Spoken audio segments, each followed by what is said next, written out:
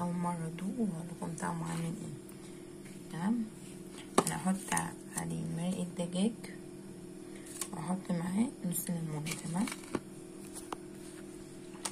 هفتحه كده معاكم عشان نشوف محتويات الكيس من جوه عامله ازاي. اسمها الشعريه سريعه التحضير، وده شكل الكيس عشان اللي حابب يجيبه. ده كده شكل الشعريه او يومي نوتس. لما طلعتها من الكيس ولقيت مع الكيس، ولقيت جوه الكيس فيه الكيسين دول، واحد مكتوب عليه شطة والتاني عليه التوابل. تمام. هنشوف مع بعض طريقة التحضير ازاي.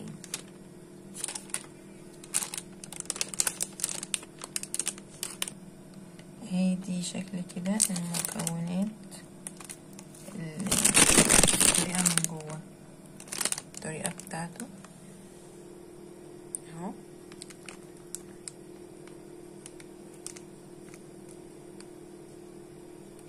وهنا كده حطيت مية تغلي على البوتاجاز. اول ما تغلي هوريكم هنعمل ايه بعد كده. كده المية بتغلي هنزل عليها بالمكرونة. تحت كده كيس المرقة وهحطه عليها. وده كده شكلها بعد ما استوت وفضيتها من المية. هعصر عليها نص الليمونة، هعصر كده نص ليمونة.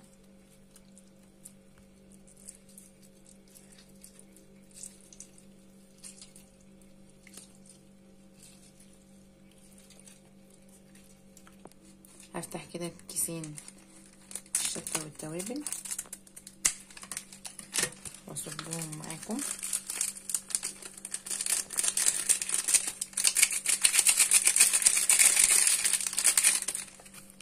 هقلب كده كله مع بعضه.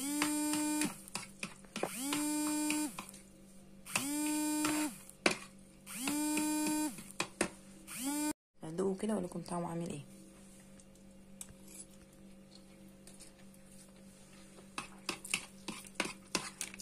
طعمه حلو بس حراق شويه، اللي مبيحبش الشطه ما يحطهوش.